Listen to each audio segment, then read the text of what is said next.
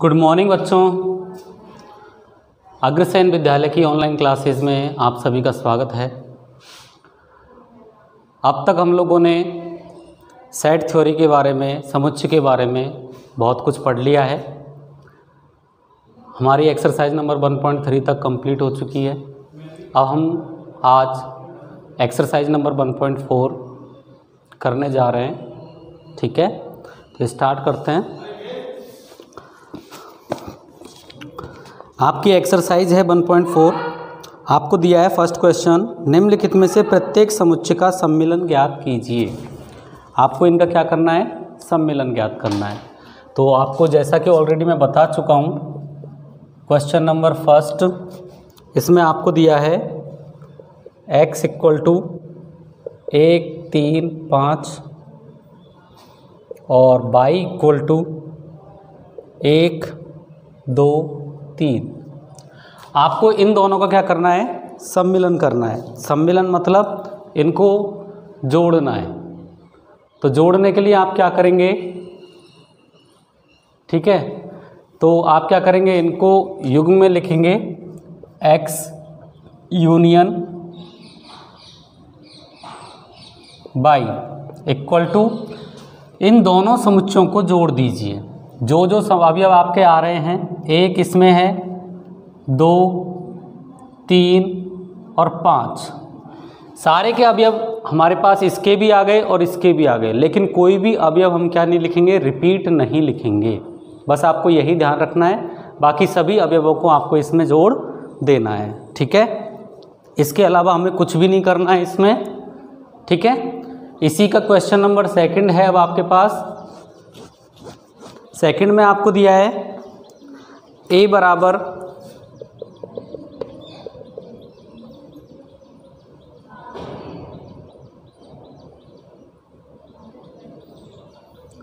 AEIOU और b आपको दिया है ABC। आप A यूनियन B करेंगे तो A आ जाएगा, BCEIOU। ठीक है, क्वेश्चन नंबर थर्ड में आपको दिया है A बराबर x सच दैट x एक प्राकृत संख्या है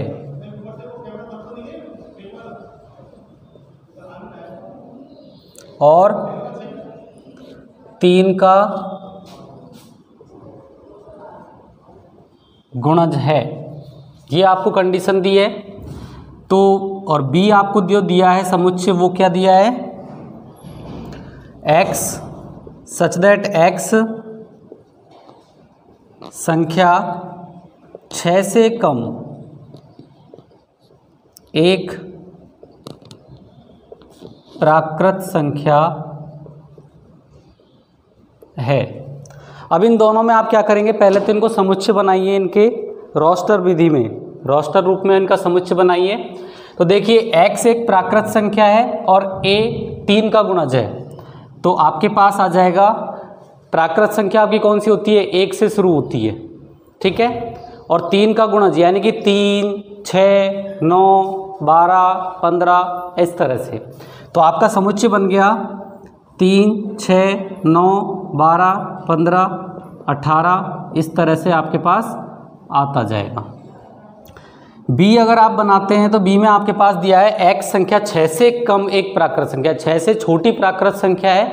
तो 6 से छोटी प्राकृत संख्या होती है 1, 2, 3, 4 और 5। आपको इन दोनों का यूनियन करना है। तो आप लिख देंगे 1, 2, 3, 4, 5, 6, 9, 12, 15, 18। इस समुच्चय की आपकी 1 और 2 आ गए, फिर 3 दोनों में है तो वो आ गया, 4, 5 आ गए, 6 यहाँ से आ गया, फिर 6 के आगे की सारी संख्या यहाँ से आएंगी, क्योंकि इसका समुच्चय तो क्या हो चुका है, भी तो खत्म हो चुका है। ठीक है, तो ये आपका आंसर हो जाएगा। क्वेश्चन नंबर इसका चौथा दिया है आपको। चौथे में आपसे कहा गया है x एक प्राकृत संख्या है और x की वैल्यू 1 से बड़ी है और 6 के बराबर या 6 से छोटी है। ठीक है।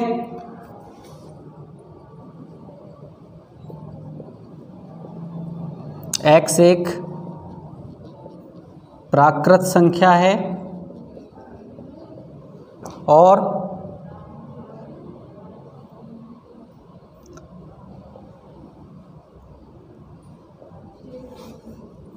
इसी तरह से आपको b दिया हुआ है x सच दैट x एक प्राकृत संख्या है और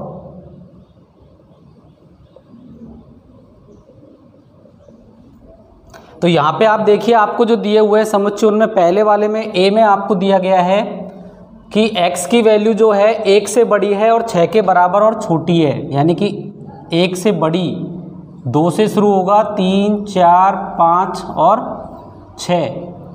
b में आपके पास आ जाएगा 6 से बड़ी संख्या और 10 से छोटी, यानी कि 7, 8, 9। जब आप इनका यूनियन करेंगे तो आपके पास आ जाएगा 2, 3, 4, 5, 6, 7, 8, 9। यही आपके पास समुच्चय आएगा। और अब इसका लास्ट है आपके पास पांचवा, जिसमें आपको दे रखा है a बराबर 1, 2, 3 और b बराबर आपको दिया है 5। 5 का मतलब क्या होता है? रिक्त समुच्चय, यानी कि इसमें कुछ भी अवयव नहीं है। तो जो भी आपके पास a के अवयव होंगे वही के वही आपके पास यूनियन में आ जाएंगे। तो हम लिख देंगे a यूनियन b बराबर 1, 2, 3 और ये किसके बराबर है? a के बराबर है।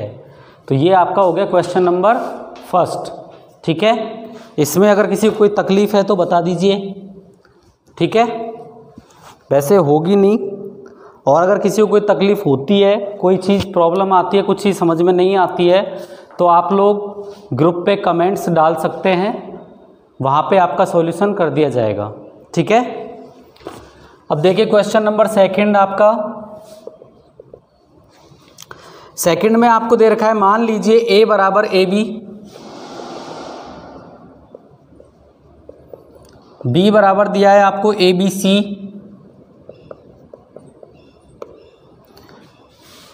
तो आपसे पूछा है क्या a उपसमुच्चय है b का? a उपसमुच्चय है b का। तो आप देखिए a और b में, a में एक और a और b दो अवयव हैं, जबकि ये दोनों ही अवयव आपके b समुच्चय में उपस्थित हैं। इसमें ऐसा कोई भी अवयव नहीं है जो b में नहीं हो। तो इसका मतलब क्या हुआ कि जो a समुच्चय है आपका वो b का क्या है? उपसमुच्चय है। ठीक है, तो आप लिख सकते हैं यहाँ पे a उपसमुच्चय है b का, क्योंकि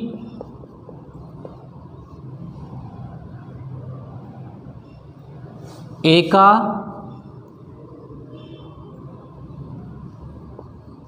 का प्रत्येक अवयव b में उपस्थित है। ठीक है, और इसमें एक और क्वेश्चन पूछा है, a यूनियन b ज्ञात कीजिए, और a यूनियन b ज्ञात करोगे आप तो a यूनियन b बराबर आपके पास आ जाएगा a b c। और ये आपको मैंने डायरेक्टली लिखाया हुआ है कि अगर a उपसमुच्चय है b का, तो जब हम a यूनियन b ज्ञात करेंगे तो आपके पास क्या आ जाएगा? b समुच्चय आ जाएगा। जो भी सुपर सेट होता है a या b, वही आपका यूनियन करने पे आता है। तो आपका ये क्या हो जाएगा?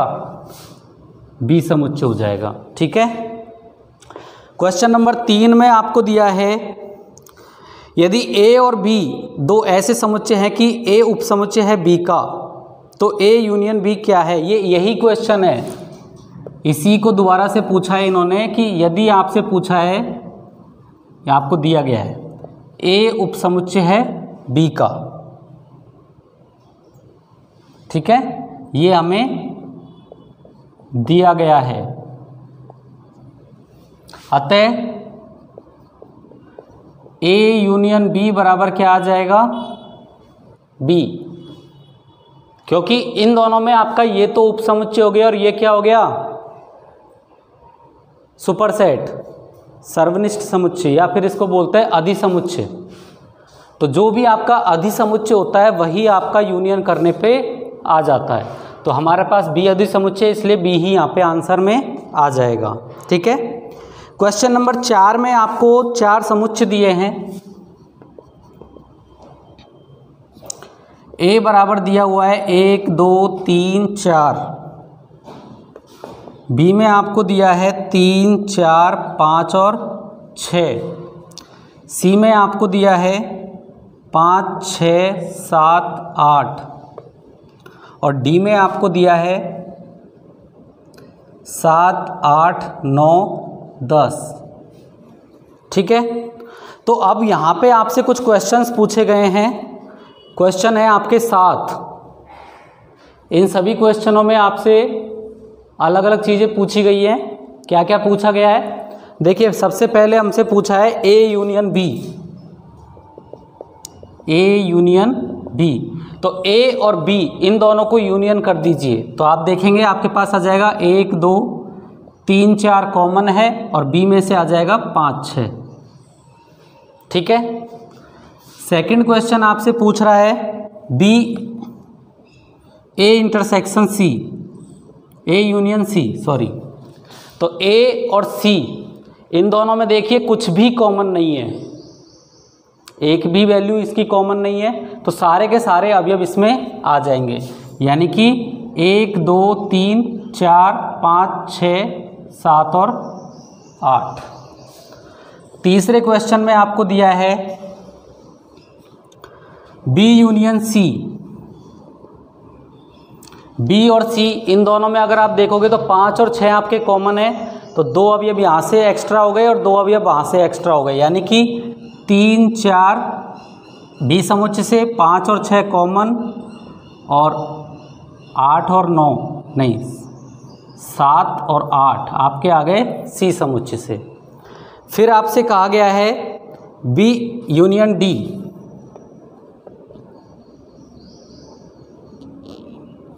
यानी बी समुच्चय और डी समुच्चय इन दोनों में भी कुछ उभयनिष्ठ नहीं है, तो सारे अवयव आ जाएंगे।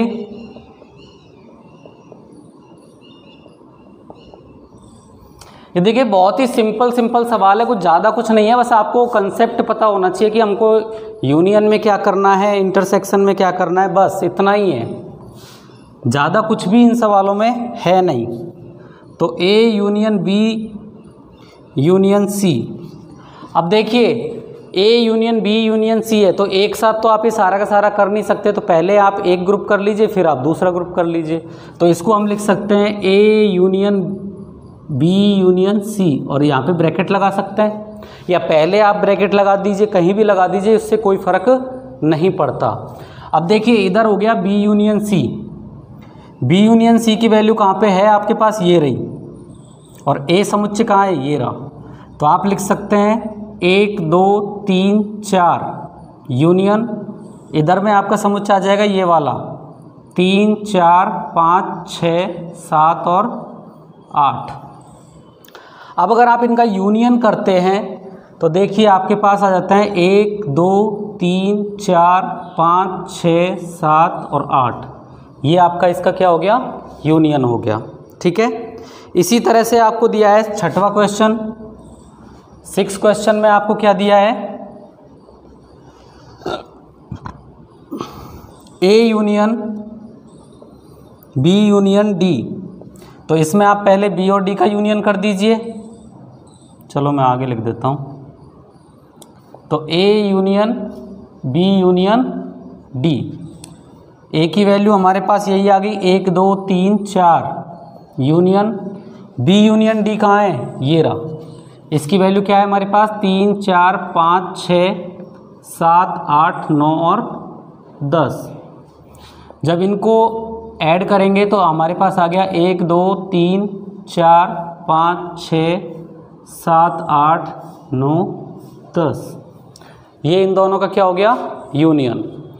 अब लास्ट क्वेश्चन है इसका 7th। इसमें आपको दिया है B union C union D. तो इसी तरह से आप इसको कर सकते हैं। तो B union C union D. B की वैल्यू क्या है हमारे पास, समुच्चय में देख लीजिए। बी की वैल्यू हो गई मेरे पास 3, 4, 5 और 6। यूनियन सी यूनियन डी कहाँ है, A union B, A union C, B union C, B union D. C union D हमारे पास नहीं है, तो सी यूनियन डी हम निकाल लेंगे यहाँ से। इन दोनों में से देखिए क्या आ जाएगा, तो आपके पास आ जाएगा 5, 6, 7, 8, 9, 10। ये आपके पास आ गया सी यूनियन डी। अब इन दोनों को अगर हम ऐड कर देंगे तो आपके पास आ गया 3, 4, 5, 6, 7, 8, 9 और 10। ठीक है, तो इस तरह से ये आपका क्वेश्चन नंबर 4 था। ठीक है, जो कंप्लीट हो गया। अब क्वेश्चन नंबर 5 में देखिए, आपको दिया है कि प्रश्न संख्या 1 में दिए गए प्रत्येक समुच्चय का सर्वनिष्ठ समुच्चय ज्ञात कीजिए। यानी कि अभी तो हमने क्वेश्चन नंबर 1 में क्या किया था, सबका यूनियन किया था। क्या किया था, सबका यूनियन। अभी आपको क्या करना है, इसका इंटरसेक्शन, यानी कि सर्वनिष्ठ समुच्चय ज्ञात करना है। ठीक है, तो हम इजीली कर सकते हैं। सर्वनिष्ठ का मतलब क्या होता है, आपको सिर्फ कॉमन अवयव लेने हैं। जब हम इनका यूनियन करते हैं तो यूनियन में तो हमारे पास कंडीशन होती है कि आपको दोनों समुच्चयों के सारे अवयव लेने हैं और जो भी अवयव कॉमन आ रहे हैं उनको केवल एक बार लिखना है, डबल टाइम नहीं लिखना है, रिपीट नहीं करना है। जबकि जो सर्वनिष्ठ लेते हैं, सर्वनिष्ठ में आपके पास क्या होता है, केवल हमको कॉमन अवयव ही लेने, बाकी सबको छोड़ देना है। ठीक है, तो क्वेश्चन नंबर 5 में अगर आप देखें तो फर्स्ट आपका हो जाएगा, इन दोनों को देखिए, इन दोनों में कॉमन क्या आ रहा है, 1 कॉमन है और 3 भी कॉमन है। तो आपका x इंटरसेक्शन y क्या आ जाएगा, 1,3, सिर्फ यही आएगा। दूसरा अगर आप देखेंगे इसका, दूसरे में a समुच्चय ये है, b ये है, तो आपको निकालना है a इंटरसेक्शन b। कॉमन देखिए इन दोनों में a कॉमन है और कुछ भी कॉमन नहीं है, तो इसमें क्या आ जाएगा, केवल a। तीसरे सवाल में a की वैल्यू आपके पास 3, 6, 9, 12, 15, 18 कुछ ऐसी है और b की वैल्यू 1, 2, 3, 4, 5 है। इन दोनों में कॉमन आ रहा है आपके पास 3, ये 3 इन दोनों में कॉमन है और कुछ भी कॉमन नहीं है, तो आपके पास a इंटरसेक्शन b बराबर आ जाएगा 3। फोर्थ क्वेश्चन में आपको दिया है a की वैल्यू है 2, 3, 4, 5, 6 और b की वैल्यू है 7, 8, 9। इन दोनों में अगर कोई कॉमन आ रहा है, कुछ नहीं आ रहा, तो जब कुछ भी कॉमन नहीं आता तो हमारा समुच्चय क्या बन जाएगा, a इंटरसेक्शन b बराबर 5, यानी कि रिक्त समुच्चय, कोई भी अवयव हमारा कॉमन नहीं है। 5वें क्वेश्चन में ऑलरेडी आपको यही दिया है कि a समुच्चय आपके पास 1, 2, 3 है और b समुच्चय ऑलरेडी क्या है, 5 है, तो दोनों का कॉमन भी क्या आएगा, कुछ नहीं आएगा, तो आपका ये भी आंसर क्या हो जाएगा, 5। तो इस तरह से आपका ये 5वां क्वेश्चन हो गया जिसमें आपको ये सारी चीज़ें निकालनी थी। ठीक है, इसके बाद हम लोग आगे बढ़ते हैं और आगे आपके पास आता है क्वेश्चन नंबर 6। यदि a, b, c और d आपको 4 समुच्चय दे रखे हैं तो आपको फिर ऐसे ही वैल्यू निकालनी है इंटरसेक्शन की। ठीक है, तो मेरे ख्याल से तो आप लोग निकाल सकते हैं, ऐसी कोई प्रॉब्लम वाली बात तो है नहीं इसमें। चलो ठीक है,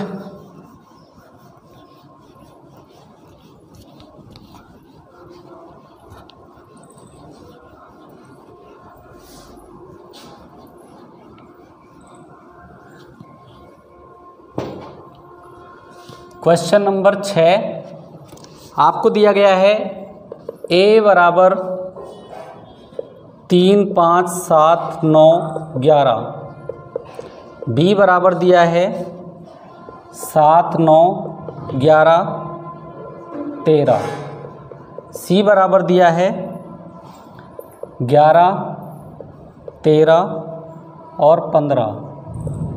डी बराबर आपको दिया है 15 और 17। आपसे कहा गया है A intersection B. A intersection B का मतलब क्या हो गया, इन दोनों में कॉमन। तो इन दोनों में 3 कॉमन नहीं है, 5 नहीं है, 7 कॉमन, 9 कॉमन और 11 कॉमन। तो 3 चीज़ें आपकी आ जाएगी 7, 9, 11। क्वेश्चन नंबर 2 में आपसे पूछा है बी इंटरसेक्शन सी। बी और सी इन दोनों में कॉमन क्या है, 11 और 13। क्वेश्चन नंबर 3 में आपसे पूछा है A intersection C intersection D. तो एक साथ आप इसको कर नहीं सकते, तो आप क्या लिखेंगे, A intersection C intersection D. अब पहले आप इसको कर लीजिए। ए की वैल्यू क्या है, 3, 5, 7, 9, 11।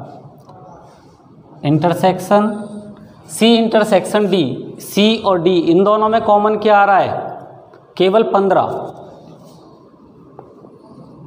इसको हमने यहाँ पे लिख दिया। अब इस समुच्चय में और इस समुच्चय में कॉमन देखिए कुछ आ रहा है क्या, कुछ भी कॉमन नहीं है। तो यहाँ पे हमारे पास क्या आ जाएगा, या तो आप इसको ऐसे लिख दीजिए या फिर आप इसको ऐसे लिख दीजिए। आपके पास खाली रिक्त समुच्चय आ जाएगा और कुछ भी नहीं आएगा। ठीक है। 4th क्वेश्चन जो है आपके पास, आपसे बोला है ए इंटरसेक्शन सी। ए और सी दोनों के बीच में केवल 11 जो है वो कॉमन आ रहा है, तो आप यहाँ पे 11 लिख सकते हैं। 5th क्वेश्चन में बी इंटरसेक्शन डी। बी ये रहा और डी ये रहा, इन दोनों में कॉमन कुछ नहीं है। ठीक है। 6th क्वेश्चन में आपसे पूछा है ए इंटरसेक्शन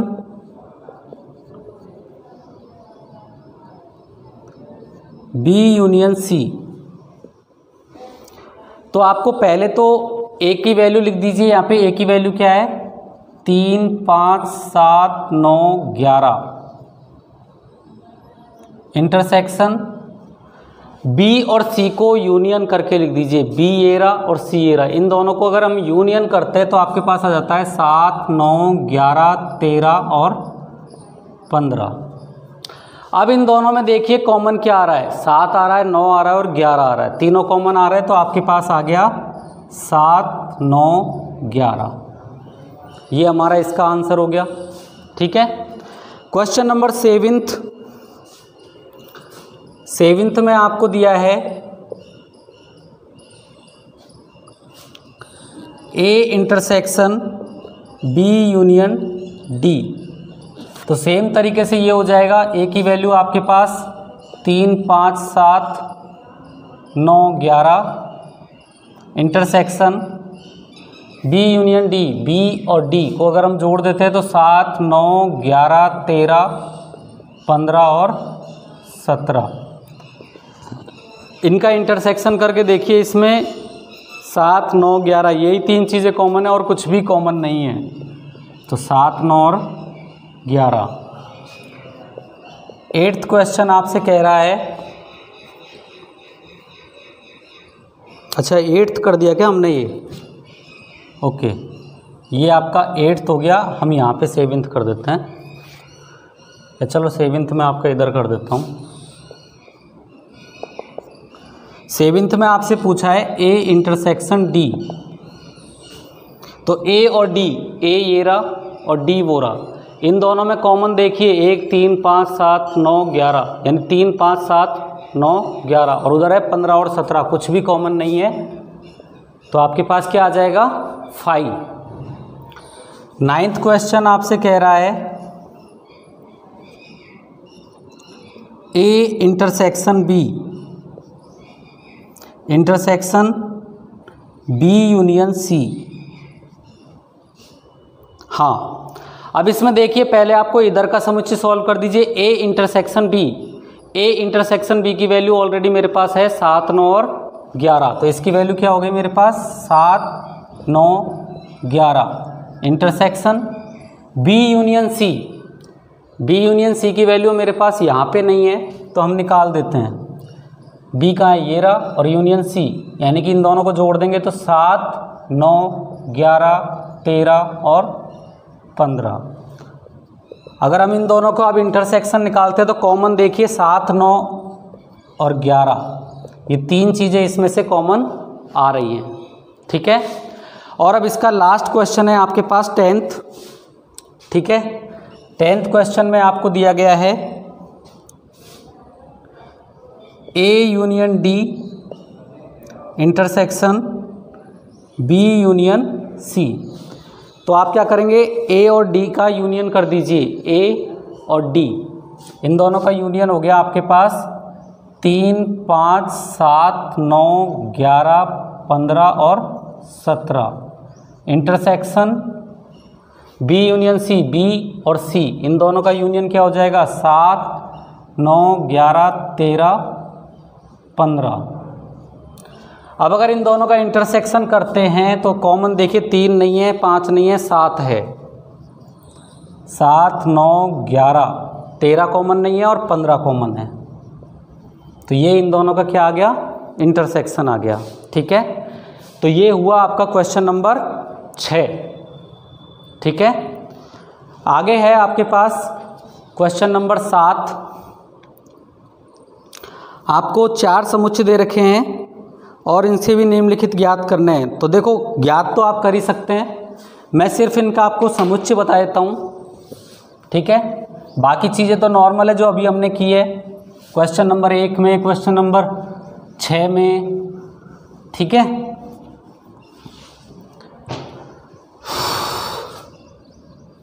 क्वेश्चन नंबर 7 आपको a बराबर दिया है x सच दैट x एक प्राकृत संख्या है। b में आपको दिया है x सच दैट x एक समप्राकृत संख्या है।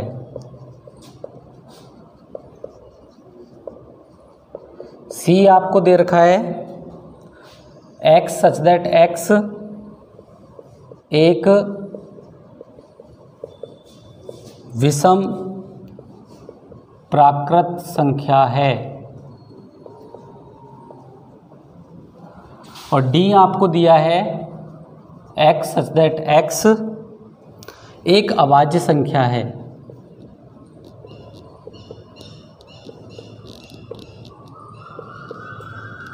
तो सबसे पहला काम तो आपके पास क्या आ जाएगा, इनको रोस्टर विधि में लिखिए।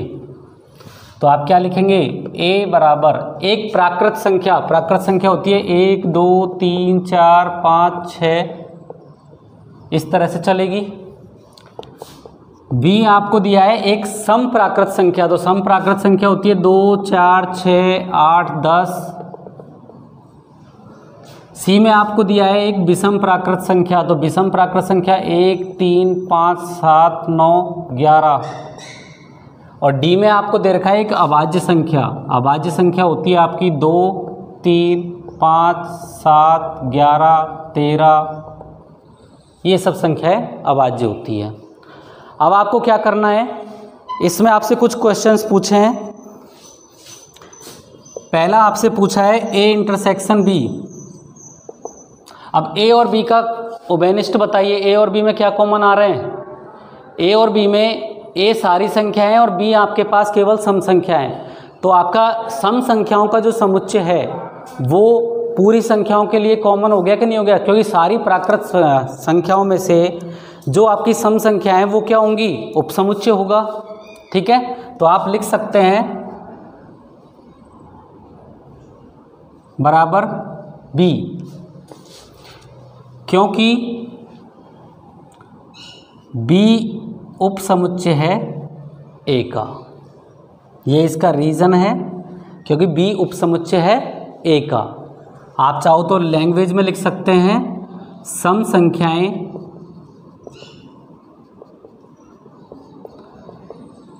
प्राकृत संख्याओं का कि समुच्चय का उप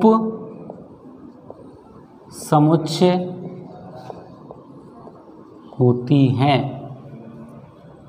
ठीक है, तो जब आपका ये उपसमुच्चय होती है तो इन दोनों के इंटरसेक्शन में कॉमन निकालते समय हमारे पास केवल यही संख्याएं आएंगी, जो विषम संख्याएं 1 3 5 7 9 ये सब नहीं आएंगी। ठीक है, इसी तरह से आपका सेकंड क्वेश्चन है ए इंटरसेक्शन सी। अब ए इंटरसेक्शन सी में देखिए ए तो सारी संख्याएं हैं और सी क्या है आपके पास, विषम संख्या है, तो अब उभयनिष्ठ क्या आ जाएगा, केवल विषम संख्या है, तो आंसर यहाँ पे क्या आ जाएगा सी। और इसी तरह से आपको इसका डिटेल लिख देना है, केवल फर्क सिर्फ इतना होगा विषम आ जाएगा यहाँ पे। ठीक है, तीसरे वाले में क्या करेंगे, ए इंटरसेक्शन डी, इसकी वैल्यू भी क्या आ जाएगी डी, क्योंकि यहाँ पे डी में आपको दे रखा है केवल अभाज्य संख्याएं, और अभाज्य संख्याएं भी क्या होती है, प्राकृत संख्याओं का उपसमुच्चय होती है। तो सेम क्वेश्चन है वो का वही, यहाँ पे सम की जगह आप क्या लिख दोगे अभाज्य, और यहाँ पे विषम। ठीक है, क्वेश्चन नंबर 4 में आपको दिया है इसके में बी इंटरसेक्शन सी। अब बी और सी को देखिए, यहाँ पे सारी सम संख्याएं हैं और यहाँ पे सारी विषम संख्याएं हैं। ठीक है, तो आप लिख दीजिए 5, क्योंकि सम संख्या और विषम संख्या में कुछ भी कॉमन नहीं होता, तो इसलिए क्योंकि सम प्राकृत संख्या व विषम प्राकृत संख्या में कोई भी संख्या उभयनिष्ठ नहीं है। पांचवा क्वेश्चन आपसे कह रहा है बी इंटरसेक्शन डी। बी और डी यहाँ पे सारी सम संख्याएं हैं और यहाँ पे सारी अभाज्य संख्याएं हैं, तो इन दोनों में कॉमन क्या आता है, सम संख्याओं में और अभाज्य संख्याओं में कॉमन क्या आता है, केवल एक ही संख्या है जो सम भी होती है और अभाज्य भी होती है, वो क्या है 2। ये मैंने काफ़ी टाइम आपको पहले भी रिपीट किया था कि अगर कोई भी आपको ऐसा क्वेश्चन पूछा जाता है कि सम अभाज्य संख्या कौन सी है, तो एकमात्र संख्या है 2, तो इसका आपके पास आंसर आ जाएगा केवल 2, क्योंकि इन दोनों में केवल 2 ही एक ऐसी संख्या है जो उभयनिष्ठ है। ठीक है, छठवां जो क्वेश्चन है आपसे पूछा गया है C intersection D. C intersection D में सी सारी की सारी विषम संख्याएं हैं और डी सारी की सारी क्या है, अभाज्य संख्याएं। तो आपका 2 के अलावा अभाज्य संख्याओं के समुच्चय में देखिए 2 आपका कॉमन नहीं है, बाकी सारी की सारी अभाज्य संख्याएं जो हैं सी में उपस्थित हैं। ठीक है, तो आप सारी की सारी अभाज्य संख्याओं को इसमें आप लिख सकते हैं, क्योंकि वो सभी आपकी क्या आएंगी, कॉमन आएंगी इसमें। ठीक है, तो आप इसका आंसर लिख सकते हैं 3 5 7 11 13, या फिर आप इसको ऐसे भी लिख सकते हैं D-2, कि पूरा का पूरा डी समुच्चय जिसमें से 2 को हटा दिया गया है। ठीक है, तो ये इसका हो गया आंसर। और इसी के साथ आपका क्वेश्चन नंबर 7 खत्म हो चुका है। अब है आपके पास क्वेश्चन नंबर 8। ठीक है, निम्नलिखित समुच्चय युग्मों में से कौन से युग्म असंयुक्त हैं। यहाँ पे आपसे पूछा है असंयुक्त युग्म कौन कौन से हैं। तो देखिए असंयुक्त युग्म बताना बहुत ही सिंपल है। संयुक्त और असंयुक्त में क्या डिफरेंस होता है, देखिए अगर आपके पास कोई भी 2 समुच्चय दे रखे हैं आपको, उन दोनों में कोई भी संख्या उभयनिष्ठ नहीं है, दोनों समुच्चयों में अगर कोई भी संख्या उभयनिष्ठ नहीं हो तो वो दोनों समुच्चय एक दूसरे के असंयुक्त समुच्चय कहलाते हैं। क्या कहलाते हैं? असंयुक्त। और अगर उनमें से केवल एक भी संख्या, ज़्यादा हो सकती है लेकिन अगर कम से कम एक भी संख्या उनमें उभयनिष्ठ हो तो वो समुच्चय असंयुक्त समुच्चय नहीं होते हैं।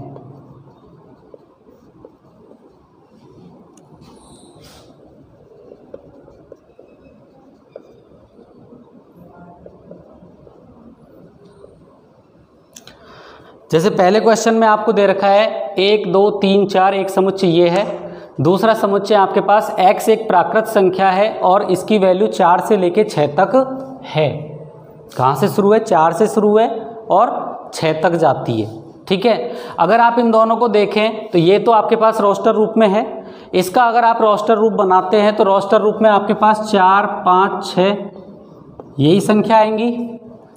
इन दोनों में देखिए कॉमन है क्या? कुछ 4 कॉमन है, तो आप लिख सकते हैं 4 बिलोंग्स टू 1 2 3 4। यहाँ पे नाम नहीं दिए गए हैं समुच्चयों के तो मैंने डायरेक्ट पूरा समुच्चय लिख दिया। तथा 4 बिलोंग्स टू 4 5 6। अतः यह असंयुक्त समुच्चय नहीं है। ये समुच्चय असंयुक्त नहीं है। क्वेश्चन नंबर 2 में देखिए आपको दे रखा है, पहला दे रखा है AEIOU, दूसरा आपको दिया है CDEF। अब अगर आप गौर से देखें तो आपका इसमें E है जो कि यहाँ पे भी उपस्थित है, तो आप लिख सकते हैं E बिलोंग्स टू AEIOU तथा E बिलोंग्स टू CDEF। अतः यह असंयुक्त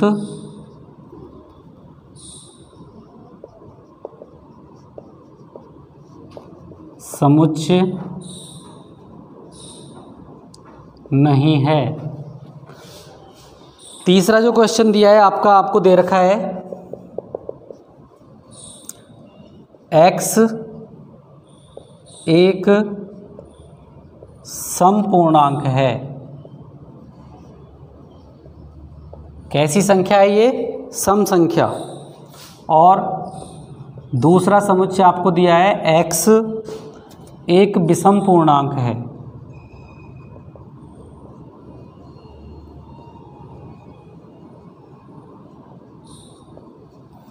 तो आप लोग जानते हैं कि सम और विषम में कुछ भी उभयनिष्ठ नहीं होता।